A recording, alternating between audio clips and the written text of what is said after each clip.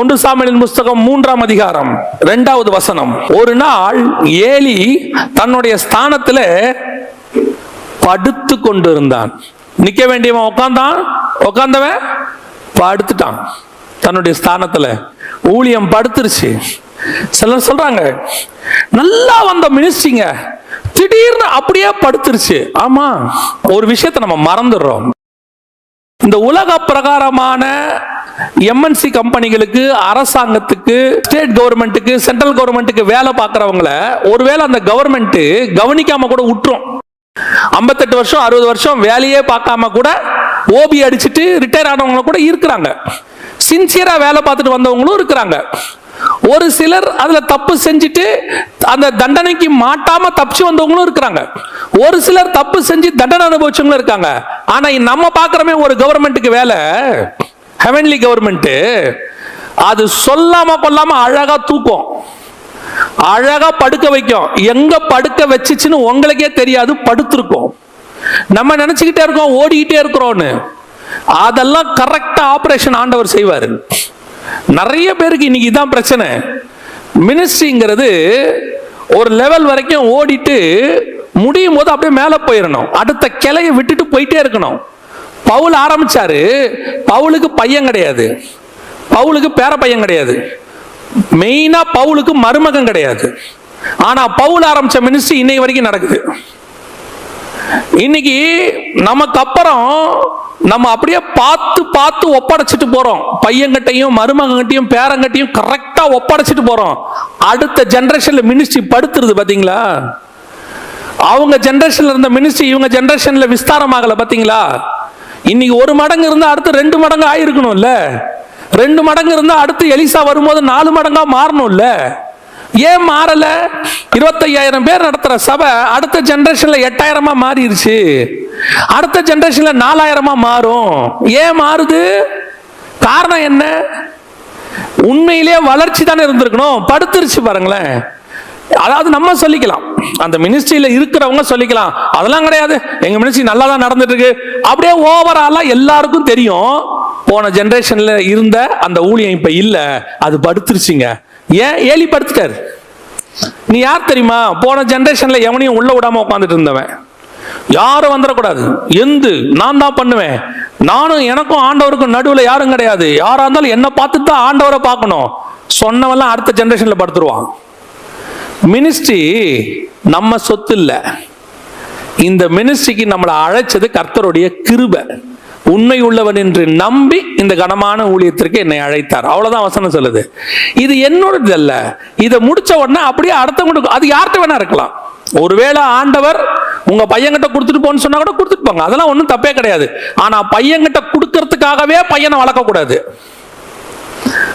மருமகன்கிட்ட கொடுக்கறதுக்காகவே மருமகனை வளர்க்கக்கூடாது. கர்த்தர் யார்கிட்ட கொடுக்க சொல்றாரோ கொடுக்கணும். இன்னைக்கு நம்ம அப்படியே மினிஸ்ட்ரிய யார் கைக்கும் போய் விடாம உங்க அடுத்த ஜெனரேஷன்ல அது படுத்துரும். அதுக்கு அடுத்த ஜெனரேஷன்ல என்ன ஆகும் தெரியுமா? இல்லாமல் போயிடும். ஏலியோட வம்சமே இல்லை பாருங்களேன், ஏலியோட வம்சமே காணாம போச்சு. அதுக்கப்புறம் சாமுவேல் வந்துட்டாரு, ஏலியோட கதை முடிஞ்சு. அதைத்தான் சொல்றேன், உன் மினிஸ்ட்ரி நல்லா நடக்கணும்னா, தலைமுறை தலைமுறையா இருக்கணும்னா, கர்த்தர் வரும் அளவும் இந்த ஊழியம் நடக்கணும்னா, முதல்ல உன் விஷன் கரெக்டா இருக்கணும். முதல்ல உனக்கு கர்த்தருடைய அந்த வாக்குத்தத்த வசனம் சரியாக இருக்கணும் ஊழியத்துக்கான. அடுத்தபடியா கர்த்தர்கிட்ட ஜனங்க போறதுக்காக தான் நான் இருக்கிற வரைக்கும் என்கிட்ட தான் நீங்க எல்லாம் வரணும். அதுக்கப்புறம் தான் நீங்க கர்த்தர்கிட்ட போகணும்ன்றதெல்லாம் இருக்கக்கூடாது. நீ உன் பக்கம் ஜனங்களை திருப்புகிறவனாய் அல்ல, கர்த்தர் பக்கம் திருப்புகிறவனாய் மாறணும். அதான் ரொம்ப இம்பார்ட்டன்ட். இன்னைக்கு நிறைய பேருடைய மிஸ்டேக் அங்கதான் இருக்குது, தாம் பக்கம் திருப்புறாங்க. நான் தான் சொல்லுவேன், இன்னைக்கு ஊழியங்கள் தேவன் வர்ஷிப் பண்ணணும், காடை தான் வர்ஷிப் பண்ணணும். இன்னைக்கு ஹீரோ வர்ஷிப் ஆகிட்டு இருக்கு. கர்த்தருடைய கிருபை, இந்த ஹீரோ வர்ஷிப் பண்ணவங்களாம் 1-1.5 வருஷமா காணாம போயிருக்கிறாங்க. அது வரைக்கும் சோத்திரம். இப்பவும் ஒரு சிலர் மட்டும் ஆன்லைன்லயும் அந்த வேலையை செஞ்சுக்கிட்டு இருக்கிறாங்க. ஏன்னா இந்த 2 வருஷமா எல்லாம் அடைச்சதுனால இந்த ஹீரோ வர்ஷிப் பண்ண ஆளெல்லாம் காணாம போச்சு. தாம் பக்கமா வித்தியாசமா பேசி அப்படியே டிஃபரெண்டா பேசி மிமிக்ரி பண்ணி அப்படியே நூதனமான உபதேசத்தை பேசி எப்படியாவது ஜனங்களை கவர் பண்ணணும், தான் பக்கம் திருப்பணும்னு சொன்னதெல்லாம் இப்ப காணாம போயிருச்சு ஒரு 1.5 வருஷமா. இது ஒருவேளை திருப்பி எல்லாம் நார்மலாச்சுன்னா வர்றதுக்கு வாய்ப்பும் இருக்கு. மந்தையை தப்ப விடாத ஓநாய்கள் வரும் திருப்பி. ஆனா விசுவாசிகள் நீங்க நல்லா தெரிஞ்சுக்கொள்ளுங்க, there is no mediators. நீங்க எவ்வளவுக்கு எவ்வளவு தேவனோட சேரணுமோ நெருங்குங்க. கர்த்தரோட நீங்க பேசுங்க. பேசுகிற தேவனை வச்சுக்கிட்டு இருக்கிறீங்க, நீங்க ஏன் பேச மாட்டேங்கிறீங்க? பல நேரங்களில் ஊழியர்கள் கெட்டு போறதுக்கு நீங்களும் ஒரு காரணம். நீங்க போய் ஒரு தீர்க்கதரிசி சும்மா தான் இருக்கிறாரு, அவர் வீடு தேடி போய் இல்ல அவருக்கு போன் பண்ணி ஆண்டவர் என்னை பத்தி என்ன சொல்றாரு, என் எதிர்காலத்தை பத்தி என்ன சொல்றாரு, ஏன் உங்க எதிர்காலத்தை பத்தி நீங்களே கேளுங்க. நல்ல இதுக்கு என்ன தெரியுமா உடனே சொல்றாங்க, அதுக்கு தானே தீர்க்கதரிசி இருக்கிறார். ஓ எதிர்காலத்தை நீ கேட்கறதுக்கு தீர்க்கதரிசி கிடையாது. என் ஃபியூச்சர் எனக்கு தெரியணும், இதுக்கு எதுக்கு தீர்க்கதரிசி? என் ஃபியூச்சர் எனக்கே தெரியலனா there is a mistake in my spiritual life. என் குடும்பத்தை பத்தி எனக்கு தெரியலனா என் ஆவிக்குரிய வாழ்க்கையில ஏதோ மிஸ்டேக் இருக்குன்னு அர்த்தம். உங்க வீட்டுக்காரர் உங்களை வெளியே கூட்டிட்டு போவாரா இல்லையாராங்கிறது உங்களுக்கு தெரியணும். அவர் என்ன வெளியே கூட்டிட்டு போறாரா இல்லையான்னு கேளு அப்படின்னு பசங்க கிட்டயோ இல்ல வேற யார்ட்டையோ சொல்லி நீங்க கேக்குறீங்கன்னா உங்க 2 பேருக்கு நடுவில் சண்டைன்னு அர்த்தம். நான் சொல்றது உங்களுக்கு புரியுதா? இப்போ கணவன் மனைவி இருக்கும் போது அம்மா சாப்பாடு போட சொல்லு, ஏமா சாப்பாடு எடுத்து வைமான்னு சொன்னார்னா ரிலேஷன்ஷிப் கரெக்ட். இவரு உங்க அம்மாவை சாப்பாடு கொண்டாட சொல்லு அப்படின்னா இவங்க 2 பேருக்குள்ள ரிலேஷன்ஷிப்ல பிரச்சனை இருக்குன்னு அர்த்தம். அதே தான் சொல்றேன், உங்க வாழ்க்கையை பத்தின விஷயத்தை நீங்கள் தான் உட்கார்ந்து தேவனோட பேசணும். இன்னொரு ஆளை கூட்டு வந்து அவர்கிட்ட கேட்டு சொல்லுங்கன்னு சொன்னா உனக்கும் தேவனுக்கும் நடுவில் ஏதோ மிஸ்டேக், ஏதோ ஒரு பிரிவினை இருக்குன்னு அர்த்தம். அந்த முடிவுக்கு வாங்க. தீர்க்க தரிசனம் எப்ப தேவை? நீங்க ஸ்தம்பிச்சு போய் நிப்பீங்க, ஒரு முடிவெடுக்க முடியாம இருப்பீங்க, என்ன செய்யலான் இருக்கும், ஒருவேளை உங்களால ஜெபிக்க முடியாத சூழ்நிலையா இருக்கும், நீங்க உடைய மனபாரத்தோட இருப்பீங்க. அந்த நேரத்தில் தீர்க்க தரிசனத்துக்கு நீங்க தேட வேண்டாம், அது தானா வரும். ஏன் தெரியுமா? தீர்க்க தரிசியை நீ தேடி போறதை விட தேவன் உன்னை தேடி வருவார். அவர் இன்னும் அதிகம் உன்னை நேசிக்கிறார். ஐயோ என் பிள்ளை இப்படி ஸ்தம்பிச்சு போய் நிக்குது, அதுக்கு ஏதாவது ஒரு உதவி செய்யணுமேனு கழுதையை திறந்து கூட கர்த்தர் உங்ககிட்ட பேசுவார். நீங்க பண்ற மிஸ்டேக்கே நீங்க ஊழியக்காரனுக்கு எடுத்துறீங்க. ஊழியக்காரங்கிட்ட போய் என்ன சொல்றாரு, என்ன பத்தி என்ன சொல்றாரு, என் பொண்ணை பத்தி என்ன சொல்றாரு, என் பையனை பத்தி என்ன சொல்றாரு, எதிர்காலத்தை என்ன சொல்றாரு, எல்லாத்தையும் நீங்க போய் கேளுங்க. அதுவும் லாக்டவுன்ல சும்மா தானே இருக்கீங்க, நல்லா முழங்கால் போட்டு ஜெபம் பண்ணுங்க, நல்லா ஃபாஸ்ட் பண்ணி ஜெபம் பண்ணுங்க. உட்காந்து யூடியூப் உட்காந்து பார்க்கறத விட்டுட்டு நல்லா உட்காந்து ஒரு மணி நேரம் ஜெபம் பண்ணுங்க. கர்த்தர் பேசுவார், கர்த்தர் இடைபடுவார். ஊழியக்காரங்களை புரோக்கர்ஸ் மாதிரி மாத்தாதீங்க. நல்லா தெரிஞ்சுக்கொள்ளுங்க, உன் தேவன் உனக்குள்ளே இருக்கிறார், பரிசுத்த ஆவியானவர் உங்களுக்குள்ளே இருக்கிறார். உங்களுக்கு தேவையானதை ஆவியானவர் உங்களோடு கூட பேசுவார். அடுத்தபடியா ஏலிகிட்ட இருந்த அடுத்த பிரச்சனை என்ன? 3வது 1 சாமுவேலின் புஸ்தகம் 3ஆம் அதிகாரம் 3வது வசனம். தேவனுடைய பெட்டி இருக்கிற கர்த்தருடைய ஆலயத்தில் தேவனுடைய விளக்கு அணைந்து போகும் முன்னே, நல்லா கவனிச்சுக்கொள்ளுங்க, தேவனுடைய பெட்டி இருக்கிற கர்த்தருடைய ஆலயத்தில் தேவனுடைய விளக்கு அணைந்து போகும் முன்னே அப்படின்னு இருக்கு. என்ன கொடுமை பார்த்தீங்களா? யாத்ராகமத்தின் புஸ்தகம் 27ஆம் அதிகாரம் 20வது வசனம் சொல்லுது. யாத்ராகமத்தின் புஸ்தகம் 27ஆம் அதிகாரம் 20வது வசனம், குத்து விளக்கு எப்பொழுதும் எரிந்து கொண்டிருக்க வேண்டும். நைட்ல கூட எரியணுமா அப்படின்னு கேட்டீங்கன்னா அடுத்த வசனம் சொல்லுது, சாயங்காலம் தொடங்கி 21வது வசனம், சாயங்காலம் தொடங்கி விடியற் காலம் மட்டும் கர்த்தருடைய சன்னிதானத்தில் அந்த விளக்கை எரிய வைக்க கடவர்கள். விளக்கு என்ன செய்யக்கூடாது? அணையக்கூடாது. வசனம் சொல்லுது விளக்கு அணையவே கூடாது. இது இன்னொரு இடத்துலயும் சொல்லப்பட்டிருக்கு. லேவியராகமத்தின் புஸ்தகம் 24ஆம் அதிகாரம் 2வது வசனம். லேவியராகமத்தின் புஸ்தகம் 24:2, குத்துவிளக்கு எப்பொழுதும் எரிந்து கொண்டிருக்கும்படி அதற்காக இடிந்து பிழித்த தெளிவான ஒளிவ எண்ணெயை இஸ்ரவேல் புத்திரர் உன்னிடத்தில் கொண்டு வரும்படி அவர்களுக்கு கட்டளையிடு. 2வது வசனம் தெளிவா சொல்லுது, குத்துவிளக்கு எப்பொழுதும் எரிந்து கொண்டிருக்கும்படி, ஆல்வேஸ். அப்படின்னா என்ன அர்த்தம்? விளக்கு எரிஞ்சுக்கிட்டே இருக்கணும். விளக்கு என்ன செய்யக்கூடாது? அணைந்து போகக்கூடாது. இங்க வசனம் சொல்லுது, 1 சாமுவேல் புஸ்தகம் 3ஆம் அதிகாரம் 3ஆம் வசனம், தேவனுடைய பெட்டி இருக்கிற கர்த்தருடைய ஆலயத்தில் தேவனுடைய விளக்கு அணைந்து போகும் முன்னே. விளக்குனா என்னங்க? விளக்கு ஏன் அணையக்கூடாது அப்படின்னு கேட்டீங்கன்னா, வெளிப்படுத்தின விசேஷம் 21ஆம் அதிகாரம் 23வது வசனம், நகரத்திற்கு வெளிச்சம் கொடுக்க சூரியனும் சந்திரனும் அதற்கு வேண்டுவதில்லை, தேவனுடைய மகிமையே அதை பிரகாசித்தது, ஆட்டுக்குட்டியானவரே அதற்கு விளக்கு. அப்ப இந்த விளக்கு யாரு? இயேசு கிறிஸ்து. ஆசாரிப்பு கூடாரத்தில் 7 கிளை உள்ள பொன் குத்து விளக்குனா, அந்த 7 கிளை என்பது 7 சபை. எங்க கேக்குறீங்களா?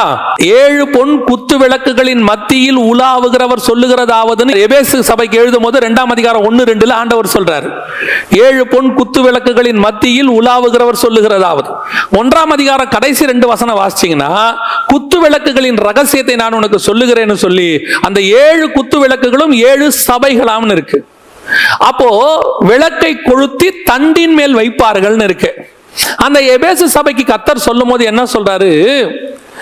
மனம் திரும்பு, இல்லாவிட்டால் சீக்கிரத்தில் நான் வந்து உன் விளக்கு தண்டை எடுத்து போடுவேன் அப்படிங்கிறாரு. விளக்கு தண்டு யாரை குறிக்குது? சகரியாவின் புஸ்தகம் 4ஆம் அதிகாரம் கடைசி 12, 13, 14 வசனம் சொல்லுது, மறுபடியும் நான் அவரை நோக்கி, பொற்குழாய்களின் வழியாய் தொங்கி பொன்னிறமாய் எண்ணெய் தங்களில் இறங்கப்படுவர்களாகிய ஒலிவ மரங்களின் 2 கிளைகள் என்னவென்று கேட்டேன். இவைகள் என்ன என்று உனக்கு தெரியாதா? இவைகள் 2ம் சர்வலோகத்துக்கு ஆண்டவராக இருக்கிற சமூகத்தில் இருக்கிற அபிஷேகம் பெற்றவர்கள் அப்படின்னு இருக்கு. அப்போ குத்துவிளக்கு என்பது அதோடைய அமைப்பு என்னன்னா, தண்டு ஊழியக்காரன் விளக்கை கொளுத்தி தண்டின் மேல் வைப்பார்கள். விளக்கு என்பது இயேசு கிறிஸ்து. இப்போ இதனுடைய அடையாளம் தான் அங்க இருக்கு. இப்போ விளக்கு அணையக்கூடாதுன்னா என்னன்னா, சபையில கர்த்தருடைய மகிமை பிரகாசம் குறையக்கூடாதுன்னு அர்த்தம். காட்ஸ் பிரசன்ஸ் அங்க இருந்துகிட்டே இருக்கணும்னு அர்த்தம். அதைத்தான் ஆண்டவர் சொல்றாரு, விளக்கு அணையாதபடி சபைக்குள்ள இயேசு கிறிஸ்து உலாவது நிக்க கூடாதுன்னு அர்த்தம். விளக்கு அணையுதுன்னா என்ன அர்த்தம்? இயேசு உலாவது நிக்குதுன்னு அர்த்தம். கர்த்தருடைய பிரசன்னம் அங்க குறையுதுன்னு அர்த்தம். கர்த்தருடைய மகிமை இல்லாமல் போகுது. இன்னைக்கு பல இடங்கள்ல அதான் நடக்குது. பல இடங்களிலே கர்த்தருடைய மகிமை இல்லை, கர்த்தருடைய வசனம் இல்லை. இப்ப என்ன சொல்லுது? விளக்கு அணைந்து போகுது, கர்த்தரே இல்லை. முதல் வசனத்துல கர்த்தருடைய வசனம் இல்லை. அடுத்து இருள் அடைந்தது, விஷன் போயிருச்சு, தரிசனம் போச்சு. முதல்ல வசனம் போகும், அப்புறம் தரிசனம் போகும், கடைசியா கர்த்தரே போவார். விளக்கு அணைந்து போகும் முன்னே. இன்னைக்கு பல ஊழியங்கள்ல கர்த்தரே இல்லை, கர்த்தரே கிடையாது, ஆண்டவரே இல்லாம மினிஸ்ட்ரி நடக்குது. இது உங்களுக்கே தெரியும், நீங்க சாதாரணமா பார்த்தீங்கன்னாலே தெரியும், இந்த மாதிரி ஊழியத்திலாம் கர்த்தர் இருப்பாரா? நான் குறிப்பிட்டு சொல்றேன், தப்பா எடுத்துக்காதீங்க. நான் பார்த்ததை சொல்றேன். ஒரு ஊழியத்தில், அது எந்த ஊழியம் தான் உங்களுக்கு வேண்டாம், நான் ஒரு வீடியோ பார்த்தேன். அந்த ஊழியத்தில் அந்த ஊழியக்காரர் சொல்றாரு, விசுவாசிகளை பார்த்து, நீங்கள் எல்லாம் தேவனுடைய ஆடுகள், ஓடி போய் வெளியே இருக்கிற புல்லை மேயுங்கள்ங்கிறார். ஜனங்க ஓடி போய் என்ன செய்யறாங்க? அந்த வாசல்ல இருக்கிற புல்லை மேயிறாங்க, லிட்டரலா புல்லு சாப்பிடுறாங்க. இதுல கர்த்தர் இருப்பாரா?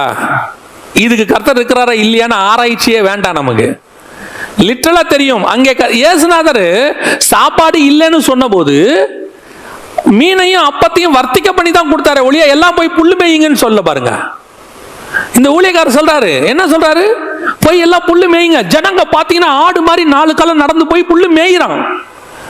இதுல எப்படி கர்த்தர் இருப்பார் நீங்க நினைக்கிறீங்க? இதுக்கெல்லாம் கர்த்தர் தேவையே இல்லை. ஒருத்தர் தரிசனம் சொல்றாரு, பரலோகத்துல நான் இதை பார்த்தேன் அதை பார்த்தேன்னு. அது பைபிள்ல இல்லாதது. அப்படி ஒரு தரிசனமே இல்லைன்னா தைரியமா சொல்லலாம் இதுல கர்த்தர் இல்லை. ஏன்? அந்த தரிசனத்துக்கும் பைபிளுக்கும் சம்பந்தமே இல்லையா? அப்புறம் ஏன் சொல்லணும்? ஒருத்தர் சொல்றாரு, உன்னுடைய அக்கவுண்ட்ல பணம் வருது. அதுக்கு ஒருத்தர் சாட்சி சொல்றான், இந்த அக்கவுண்ட்டை க்ளோஸ் பண்ணி 6 மாசம் ஆச்சு, ஆனா க்ளோஸ் பண்ண அக்கவுண்ட்ல எனக்கு பணம் வந்திருக்குதுங்கிறான். க்ளோஸ் பண்ண அக்கவுண்ட்ல இருந்து பணத்தை நீ எப்படி எடுப்ப? இப்ப இதுல எப்படி கர்த்தர் இருப்பாரு? கர்த்தர் கொடுத்தாருனாலும் க்ளோஸ் பண்ண அக்கவுண்ட்ல இருந்து எப்படி கொடுப்பாரு? சரி, அடுத்த கேள்வி, கர்த்தர் ஏன் அக்கவுண்ட்ல பணம் கொடுக்குறாரு? அப்ப இதுல கர்த்தர் இல்லைன்னு நம்ம டைரக்டா சொல்லாமல்ல. இதுல நம்ம சொல்ல வேண்டிய அவசியம் இல்ல. கர்த்தர் இருக்கிறாரா இல்லையா நம்ம யோசிக்கிறோம் அவசியமே கிடையாது. இதில் கர்த்தர் இல்லை. அதான் சொல்றேன், இன்னைக்கு பல ஊழியங்கள் விளக்கு அணைந்து போன ஊழியங்கள். ஆனா ஆசாரியன் அங்கதான் இருக்கான், அசோசியேட் பாஸ்டர் அங்கதான் உட்கார்ந்திருக்காரு. ரெண்டு பேரும் படுத்தா இருக்காங்க. both of them பார்க்கிறதுக்கு எப்படி இருக்கு? ஆசாரிப்பு கூடாரம், சமஸ்த இஸ்ரவேலருக்கும் ஹெட் குவார்ட்டர்ஸ். சபை எப்படி இருக்கு? பெருசு. ஊழியம் எப்படி இருக்கு? பெரிய ஊழியம், எல்லா நாட்டிலையும் கிளை. ஊழியம் எப்படி இருக்கு? அவர் பெரிய ஊழியருங்க, அவர்கிட்ட 10 கார் இருக்கு. கர்த்தர் இருக்கிறாரா? அதான் கேள்வி. வசனம் இருக்கா? அதுதான் கொஸ்டின். தரிசனம் இருக்கா? இன்னைக்கு இது எதுவுமே இல்லை. அப்புறம் என்ன ஊழியம்? இது நான் சொல்றது நம்மளை ஆராய்ந்து பார்க்கறதுக்கு. நம்மை நாமே நிதானித்து அறிந்தோமானால் நாம் நியாயந்தி இருக்கப்படும். உட்கார்ந்து சுய பரிசோதனை பண்ணணும், செல்ஃப் ஜஸ்டிஃபை பண்ணி பார்க்கணும். எப்படி பண்றோம்? நம்மகிட்ட ஆண்டவர் இருக்கிறாரா? மகிமை இருக்குதா? பிரசன்ஸ் இருக்குதா? அன்னைக்கு உள்ள ஊழியர் எல்லாம் எங்களுக்கு சொல்லி கொடுத்தவங்க எவாஞ்சலிஸ்ட் வருவாங்க சொல்லி கொடுக்கறது. அவங்க சொல்லுவாங்க, ஊழியத்துல போய் ஏறி நின்று மேடையில ஏறத்துக்கு முன்னாடி கர்த்தருடைய பிரசன்னம் கொஞ்சம் குறைஞ்சிச்சும்பாங்க. அந்த கொஞ்சம் குறைஞ்சா கூட அவங்க கண்டுபிடிச்சிருவாங்க. எதனால கொஞ்சம் குறைஞ்சிச்சுன்னு போய் 1 மணி நேரம் அழுவாங்களாம். ஆண்டவரே பிரசன்ஸ் ஏன் குறைஞ்சிச்சு? நீ ஒரு ஆளை முறைச்சிட்ட, ஒரு ஆளை திட்டிட்ட, அதனால தேவன் தூரமா நிக்கிறாரு. ஐயோ மன்னிப்பு ஆண்டவரே, என்ன மன்னிச்சிருங்க, நான் இனிமேட்டு கோவப்பட மாட்டேன். அந்த கர்த்தரோட கூட அந்த உறவை சரி பண்ணிக்கிட்டு மேலே ஏறி வந்து நிக்கிறது. இன்னைக்கு என்ன கொடுமைனா, கர்த்தர் கூட இருக்கிறாரா இல்லையானே தெரியாது. அதுல கர்த்தருடைய பிரசன்ஸ் இருக்கா இல்லையானே தெரியாது. தேவன் அங்கே மூவ் பண்றாரா இல்லையானே தெரியாது. இதுல ஒரு டிராபேக்கும் இருக்கு. நான் சொல்லிட்டு ஜெர்மனி முடிக்க விரும்புகிறேன். இதுல ஒரு டிராபேக்கும் இருக்கு. இதுல கிரியைன்னு ஒண்ணு நடக்கும் பாருங்களேன். அங்கதான் நம்ம ஏமாந்து போவோம் பாருங்க. என்ன கிரியை நடக்கும்? அங்கே ப்ராஃபசி வரும். ப்ராஃபசி வந்த உடனே 2 பேர் வந்து சொல்லுவாங்க, நீங்க சொன்ன ப்ராஃபசி துல்லியமாக இருந்தது. உடனே இவங்க என்ன டிசைட் பண்ணுவாங்க தெரியுமா? கர்த்தர் என் கூட இல்லாட்டி இது நடக்குமா? அடுத்த கொஸ்டின். அடுத்து ஒருத்தர் சொல்வாரு, ஹில் நான் ஸ்ட்ரெச்சர்ல கொண்டாந்தாங்க, நான் சுகமாயி நடந்து போறேன்.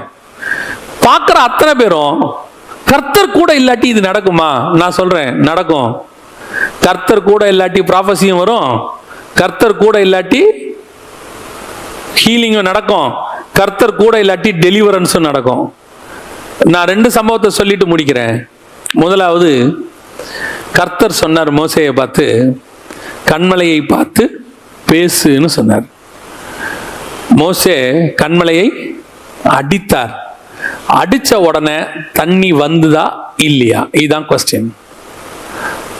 ஆண்டவர் சொன்னது பேசு, சொன்ன உடனே மோசே அடிச்சார். அடிச்ச உடனே தண்ணி வந்துதா? வந்தது. மினிஸ்ட்ரி அங்க இருக்கிறவங்களை பொறுத்த வரைக்கும் சக்சஸ். ஜனங்கள்லாம் தண்ணி குடிச்சாங்களா? குடிச்சாங்க. ஆடு மாடெல்லாம் குடிச்சிச்சா? எல்லாரும் குடிச்சாங்க.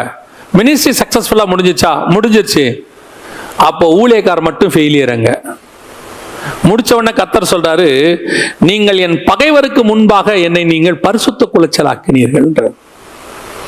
இல்லைங்க, மினிஸ்ட்ரி கரெக்டா நடந்ததுங்க, பக்கா. அதாங்க மோசே. சுத்தி இருக்கவன் சொல்லியிருப்பான், மோசே கிட்டே வந்து சொல்லுவான், மோசே ரைட் டயத்துக்கு அடிச்சிங்க மோசே, இல்லைன்னா நாங்களாம் செத்து போயிருப்போம். உங்க மினிஸ்ட்ரி கர்த்தர் ஆசீர்வதிப்பாராக. ஆனா கர்த்தர் சொல்றாரு, கானானுக்குள்ள கால் வைக்கப்படாது நீங்க 2 பேரும். Ministry failure. இப்ப புரியுதுங்களா? கிரியைகளை வைத்து மினிஸ்ட்ரியை டிசைட் பண்ணக்கூடாது. கிரியைகள் ஜனங்களுக்காக. பார்த்தாலும் தண்ணி வரும், பேசினாலும் தண்ணி வரும், அடிச்சாலும் தண்ணி வரும். ஏன்னா ஜனங்களுக்கு தண்ணி தேவை. ஆனா உங்களுக்கு சொன்னது என்ன? பேசணுமா, பார்க்கணுமா, அடிக்கணுமா? அதான் கேள்வி. அந்த தண்ணி அவங்களுக்கு வரும். நீ அடிச்சாலும் வரும், நீ அடிக்கா விட்டாலும் வரும். நீ தீர்க்க தரிசனம் சொன்னாலும் அங்க அவங்களுக்கு நடக்கும் கிரியை. ஒருவேளை நீ தீர்க்க தரிசனம் சொல்லாமல் போயிட்டாலும் அவங்களுக்கு யார் மூலமாவது கர்த்தர் தீர்க்க தரிசனம் சொல்லிடுவார். ஆனா what about yours? End of the day நீங்க என்ன? நீங்க ஒவ்வொரு இடத்துலயும் 10 பேர் வந்து சாட்சி சொல்ல சொல்ல சொல்ல கர்த்தர் நம்ம கிட்ட இருக்கிறாரா இல்லையானே உங்களுக்கு தெரிஞ்சிடாது. Busiest ministry. அதுல வேற சொல்லுவாங்க, ஜெபம் பண்ண கூட நேரம் இல்லை, பைபிள் வாசிக்க கூட நேரம் இல்லை. ஓகே ஃபைன், எல்லாம் முடிஞ்சாச்சு. கர்த்தருக்கு முன்பாக போகும்போது யார் நீங்கன்னு கேட்பாரு, உங்களை அறியேன். ஆண்டவர் என்ன இப்படி சொல்றீங்க? ஈச் அண்ட் எவ்ரி மீட்டிங்ல ப்ராஃபஸி சொல்லியிருக்கிறேன், பிசாசுகளை துரத்தி இருக்கிறேன். அதுவும் ஜனங்க எல்லாருக்கும் முன்பாக செஞ்சிருக்கிறேன். கர்த்தர் சொல்றார், உன்னை எனக்கு தெரியாது. ஏன்? என் பிதாவின் சித்தத்தின்படி செய்யும். அதான் விஷயமே. கர்த்தர் கூட இருக்கணுங்க. கர்த்தர் கூட இல்லாம நீ எவ்வளவு பெரிய மினிஸ்ட்ரி பண்ணாலும் பிரயோஜனம் இல்லை. கர்த்தர் கூட இல்லாம நீ உலகத்திலே மிகச்சிறந்த எவாஞ்சலிஸ்டோ, ப்ராஃபட்டோ, மிகப்பெரிய சபையோ என்ன வேணாலும் வச்சுக்கோங்க, காட் இல்லையா, முடிஞ்சு. கர்த்தர் இருக்கிற நீ சின்ன சபையா இருந்தாலும் நீ மனவாட்டி சபை. கர்த்தர் இருந்து நீ சின்ன எவாஞ்சலிஸ்ட், உன் கூட்டத்துக்கு 10 பேர் தான் வரான், நீ தான் எவாஞ்சலிஸ்ட். கர்த்தர் கூட இருக்கிறாங்க, நீ உட்காந்துருக்கிற அங்க இருக்கிற 2 பேருக்கு ப்ராஃபசி சொல்ற, அந்த 2 பேரும் கேட்டு போய் சந்தோஷப்படுவான், அவ்வளவுதான், விட்டுருங்க. ஆனா கர்த்தர் உங்க கூட இருக்கிறார், நீ பரலோகத்துக்கு போயிருவ. ஆனா 1,00,000 பேரை வச்சு ப்ராஃபசி சொல்லி நீ பரலோகத்துக்கு போவாட்டி என்ன கொடுமை பாருங்க. இப்ப நாம ப்ராஃபசி சொல்லணுமா, பரலோகத்துக்கு போகணுமா? இப்ப நாம பெரிய ப்ராஃபட்னு இங்க பேர் வாங்கணுமா, பெரிய எவாஞ்சலிஸ்ட், பெரிய பாஸ்டர்னு இங்க பேர் வாங்கணுமா, உண்மையும் உத்தம் உள்ளவனே அவர்கிட்ட பேர் வாங்கணுமா? எந்த சாட்சி வேணும்? நீ இங்க தேவனோட இருந்தா கர்த்தருக்கு சித்தமானால் இங்கேயும் சாட்சி கிடைக்கும், அங்கேயும் சாட்சி கிடைக்கும். ஆனா கர்த்தர் இல்ல, விளக்கு அணைஞ்சு போச்சு, இங்க வேணா சாட்சி கிடைக்கும், நான் சொல்லுவேன் இங்க கண்டிப்பா கிடைக்கும், ஆனா அங்க கிடைக்காது. இதான் ஏலியோடைய பிரச்சனை. ஏலி விளக்கு அணைந்து போறதை பத்தி கவலையே படல பாருங்க. என்னப்பா சாமுவேல் அணைதுன்னு கேட்கல, அணையறதுக்கு முன்னாடி நீ படுத்துக்கோப்பா. வசனம் அப்படிதான் சொல்லுது. விளக்கு அணைந்து போகும் முன்னே சாமுவேலும் படுத்துக்கொண்டான். ஏன்னா யார் படுத்திருக்கிறது? சீஃப் பாஸ்டரே படுத்திருக்காரு, அந்த மினிஸ்ட்ரியோடைய சேர்மனே படுத்திருக்காரு. அப்புறம் இவர் படுக்கிறதுக்கு என்ன? 2 பேருக்குமே கவலை இல்லை விளக்கு அணையுதேன்னு, படுத்தாச்சு. அவனுக்கு தெரியாதுப்பா, அவன் சாமுவேல், அவன் சொல்லி கொடுத்ததானே இவன் ஃபாலோ பண்ணுவான். விளக்கு அணையிறது ஒரு பிரச்சனையே இல்லை. இன்னைக்கு பிரசன்ஸ் இருக்குதா இல்லையா, பிரச்சனையே இல்லை. தேவன் நடத்துதல் இருக்கா இல்லையா, பிரச்சனையே கிடையாது. கர்த்தருடைய மகிமை மூடி இருக்கா இல்லையா, அதெல்லாம் கவலையே கிடையாது. மினிஸ்ட்ரி நடக்கணும், 30 நாளும் பிரசங்கம் பண்ணணும், மாதாந்திரம் நம்ம தேவைகள் சந்திக்கப்படணும். அது எதுக்கு? கர்த்தர் கூட இருக்கணும், கர்த்தர் நடத்தணும். கர்த்தர் கூட இருந்த அந்த தெய்வீக பிரசன்னமும் அந்த மகிமையும் ஜனங்க சொல்லணும், மோசே முக்காடு போட்டுக்கோ, உன் முகத்தை எங்களால பார்க்க முடியல, ஏன்? கர்த்தர் உன் கூட இருக்கிறார்.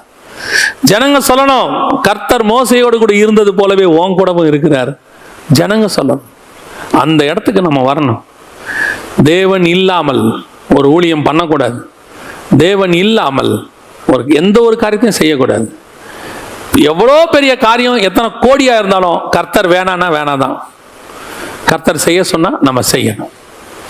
ஏலி விளக்கு அணைந்து போகிறதை பற்றி கவலைப்படாதவனாய் இருந்தான். அவன் நிற்க வேண்டியவன் உட்கார்ந்திருந்தான், உட்கார்ந்திருந்தவன் படுத்துக்கொண்டான். அதற்கு முன்பதாக அவனுடைய தரிசனம், அவனுடைய கண்கள் இருளடைந்திருந்தது.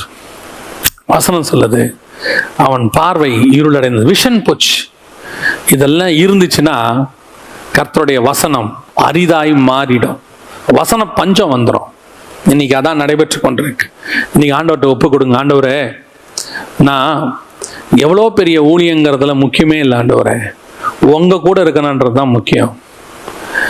என் விளக்கு அணைந்து போகாம நான் பார்த்துக்கணும் கடைசி வரைக்கும். நீங்க என் கூட உலாவிக்கிட்டே இருக்கணும் ஆண்டவரே. என் விஷன் கடைசி வரைக்கும் கரெக்டா இருக்கணும் ஆண்டவரே. இந்த விஷன் மாறிடக்கூடாது. என்னை கொடுத்த அழைப்புல முடிவு பரியந்தம் நான் ஓடி முடிக்கணும். உம்முடைய சத்தத்தை நான் கேட்டுக்கிட்டே இருக்கணும். உம்முடைய வார்த்தை எனக்கு வெளிப்பட்டுக்கிட்டே இருக்கணும். கர்த்தருடைய வசனம் கிடைக்காம புல்பிட்ல ஏறக்கூடாது. கர்த்தர் இன்னைக்கு இதை பேசணும் சொல்லாம மேல வரவே கூடாது. வெயிட் பண்ணணும். வெயிட் பண்ணிட்டு கர்த்தர் வசனம் கொடுக்கலையா போகக்கூடாது, சொல்லணும். எத்தனையோ ஊழியர்களை நான் பார்த்திருக்கிறேன். ஞாயிற்றுக்கிழமை காலையில பேச வேண்டியிருக்கும் ஆராதனையில, சனிக்கிழமை ராத்திரி வரைக்கும் காத்திருப்பாங்க, வசனம் கிடைக்காது. அவங்க அந்த புல்பிட்ல ஏறுறதுக்கு, துணிகரமா ஏறுறதுக்கு அவங்களுக்கு பயம்.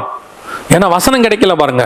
அதனால என்ன பண்ணுவாங்கன்னா, இந்த விசிட்டிங் பாஸ்டர்ஸ், இந்த மாதிரி எவாஞ்சலிஸ்ட் யாரையாவது கூப்பிடுவாங்க, இல்லைன்னா பக்கத்து சபையிலேருந்து பாஸ்டர்ஸை கூப்பிடுவாங்க. பாஸ்டர் வந்து ஒரு மெசேஜ் எனக்கு கொடுத்துட்டு போறீங்களா? ஏன்? வார்த்தை கிடைக்கல.